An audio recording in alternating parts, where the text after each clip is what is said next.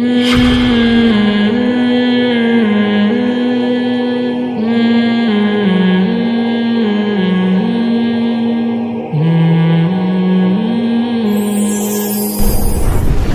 میں تمہیں چھوڑوں گا نہیں. تو اگر ہمیں پیغمبر کے برحق ہونے پر معاذ اللہ شک ہوتا, اسلام کے برحق ہونے پر شک ہوتا, تو ہم کہتے یار چھوٹی موٹی باتیں اسلام کی مان لو, زیادہ بڑے چکروں میں پڑنے کی ضرورت نہیں ہے. اور پیسے بھی ہمارے داؤ پہ.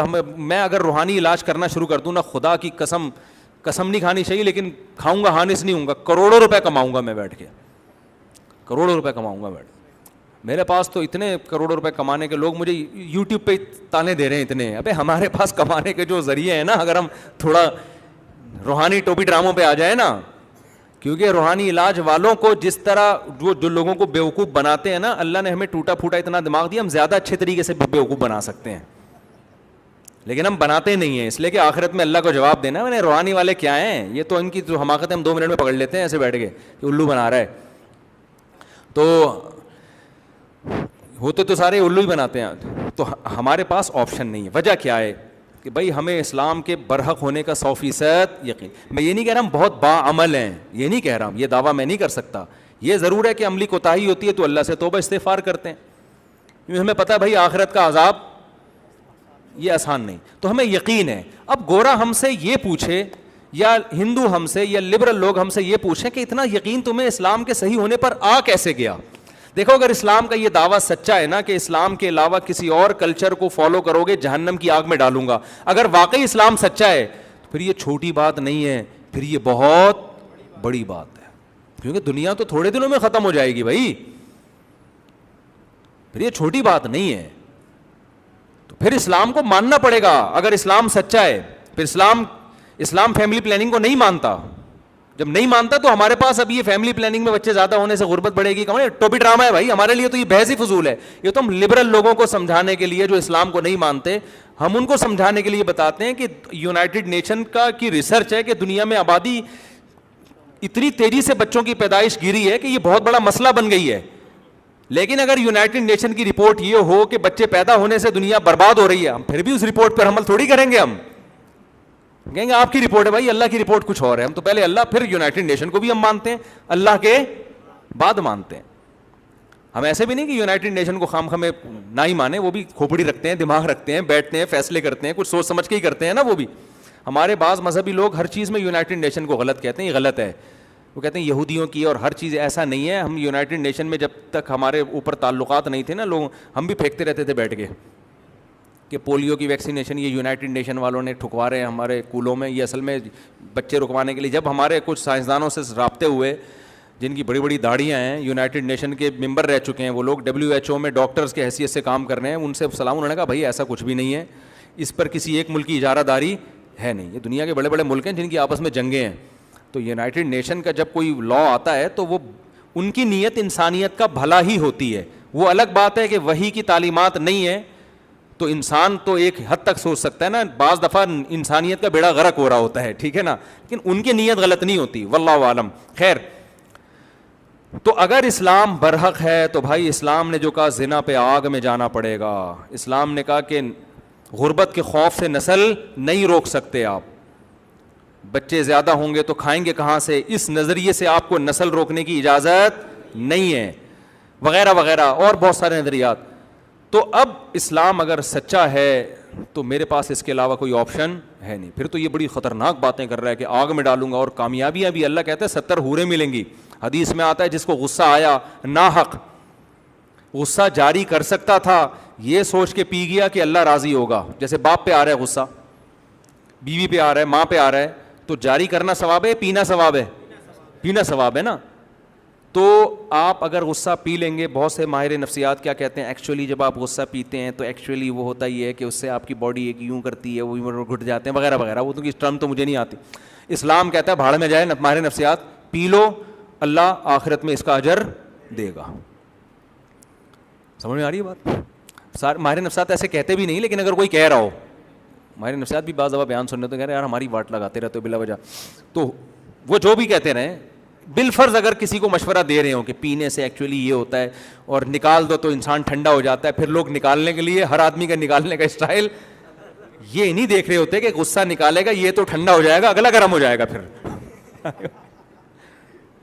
کتنے لوگوں نے اپنے ڈپریشن کے علاج میں دوسروں کو ڈپریشن کا مریض بنا دیا ہے. جیسے ایک ماہر نفسیات کی تقریر تھی, میں نے خود سنی, بڑے مشہور ڈاکٹر ہیں, نام نہیں لوں گا. ان سے کسی نے پوچھا دوسری شادی کے نتیجے میں کیا ہوتا ہے. اس نے پھر بڑی ایک منطق کہ ایکچولی جب آپ سیکنڈ میرج کرتے ہیں تو فرسٹ وائف پہ آپ کے ایک ڈپریشن کی کیفیت طاری ہوتی ہے, اس کا ٹرسٹ آپ پہ ختم ہو جاتا ہے. آج کل ایک بڑا مسئلہ یہ ہے کہ چھوٹی سی بات کو اصطلاحات کے ذریعے ایسے سمجھایا جاتا ہے جیسے اگلا کہتا ہے یار کو بہت ہی بڑی پہنچی ہوئی فلم ہے. آج میں سن رہا تھا اس کے فضائل نا, کوئی نیوٹریشنسٹ کیا ہوتے ہیں یار, وہ نیوٹریشن ہوتے ہیں نا, وہ جو غذاؤں کے فضائل بیان کر رہے ہوتے ہیں, بہت ان میں بہت سے ہمارے ملک میں بڑے بڑے پھینکو بھی ہوتے ہیں, یہ کھا لو تو یہ ہو جائے گا. تو وہ سہاجنا کے فضائل بیان کر رہے تھے. یہ سہاجنا نہیں ہے یہ جو درخت ہے بڑا مشہور ہمارے یہاں بھی لگا ہوا ہے, میں نے 6 درخت لگائے وہ تقریریں سن کے, لیکن مجھے شروع سے لگ رہا تھا یار یہ کوئی پھینکو ہیں کوئی بہت بڑا نا. سہاجنا کے پتے کی آپ ویڈیو دیکھیں, آپ کہو گے یار دنیا میں کچھ کھانے کی ضرورت نہیں ہے. ان پتوں کے ایسے فضائل سنے آپ لوگوں نے. سہاجنا میں وٹامن اے بھی ہے تو وٹامن بی بھی ہے تو وٹامن سی بھی ہے تو وٹامن ڈی بھی ہے, اور اس میں پروٹین بھی ہے اور اس میں کارب بھی ہے. شوگر زیادہ ہے تو کم کر دے گی, کم ہے تو بڑھا دے گی, موٹوں کو کم کرے گی, کم کو موٹا کر دے گی. او بھائی اتنی 70 بیماریاں, 1000 بیماریاں, اتنی بیماریوں کا سہاجنا میں. مجھے وہ اندازہ ہو گیا بھائی یہ بہت پہلے میں نے ایک سنا نا سہاجنا کے فضائل, میں نے کہا یار بڑا اچھا درخت لگا لینا چاہیے گھر میں بس. اس کے بعد پھر اتنے فضائل, میں نے کہا بھائی اس کی کوئی ویلیو نہیں ہے. تھوڑا بہت ہوگا ہر چیز, نیم کے پتوں کے بھی کچھ نہ کچھ فضائل ہیں, خون صاف کرتا ہے. کوئی بھی یوٹیوب پہ دیکھو نا فلاں چیز بہت ہی بینیفیشل ہے, اس کے بینیفٹس بہت زیادہ ہیں, اس کا مطلب یہ جھوٹ بول رہا ہے.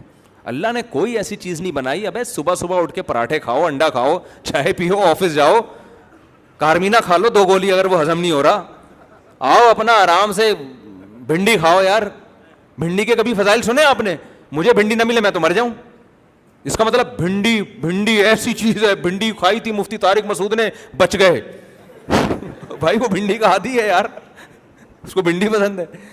ہر چیز پہ رپورٹیں بھی مل جائیں گی, ان چیزوں سے قطعاً متاثر مت ہو. پھر میرے ایک بہت بڑے ڈاکٹر سے رابطہ ہوا, میں نے کہا یہ کیا ہے سہاجنا ایسا ہے, اس کو سونے کے پتے ہیں کیا یہ؟ انہوں نے کہا بھائی اتنی بڑی کچھ بھی نہیں ہے, یہ ہے تھوڑا بہت فائدہ ہے, اچھی چیز ہے, اتنا نہیں ہے جتنا لوگوں نے بنا لیا ہے. انجیر کے فائدے پڑھنا شروع کرو, آدمی سب کچھ گھر سے بچے پھینک دیتا ہے گھر سے باہر, یار نکالو اس کو, انجیر آ گھر میں. حقیقت ہے یار, سب کچھ نکلے گھر میں, صرف انجیر کا پودا ہوگا. ہر چیز ایک لمٹ ہے بھائی, انسان ہے, اللہ نے بڑی باڈی میں لچک رکھی ہوئی ہے, اور آپ کی باڈی کو جو ضرورت ہوتی ہے نا پراٹھوں سے بھی وہ نکال لے گی, وہ سمجھ رہے ہیں نا, باقی سب اس نے ویسی ویسٹیج بنا کے نکال دینا ہے. اتنا نہیں ان چیزوں کو مسلط.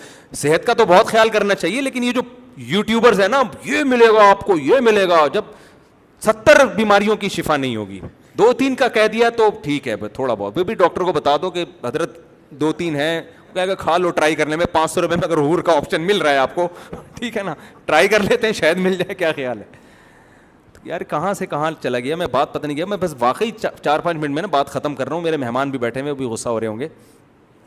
تو بات یہ کہاں سے کہاں کدھر کو آ گئی ہے. یہ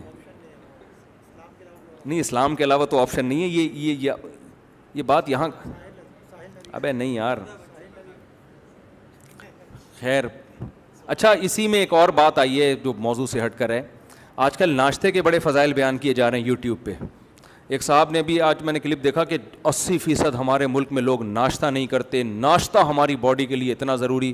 میں نے نیچے کمنٹ کر دیے, میں نے کہا بات ہی جھوٹ سے شروع کی ہے. 80% لوگ ناشتہ نہیں کرتے, قوم چھوڑ سکتی ہے یہ ناشتہ؟ 99% لوگ پھوڑتے ہیں ناشتہ کرنا, تو کرنے کا لفظ غلط ہے ان کے لیے.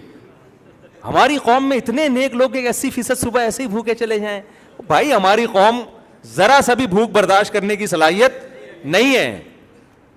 میں نے کہا یہ شروع سے ہی ناشتے کے فضائل شروع کیے نا, ناشتہ بہت ضروری. ہمارے پاس اسلام ہے. ہمارے نبی صلی اللہ علیہ وسلم 2 ٹائم کا کھانا کھاتے تھے, ظہر کا کھانا 11 بجے اور مغرب کے بعد.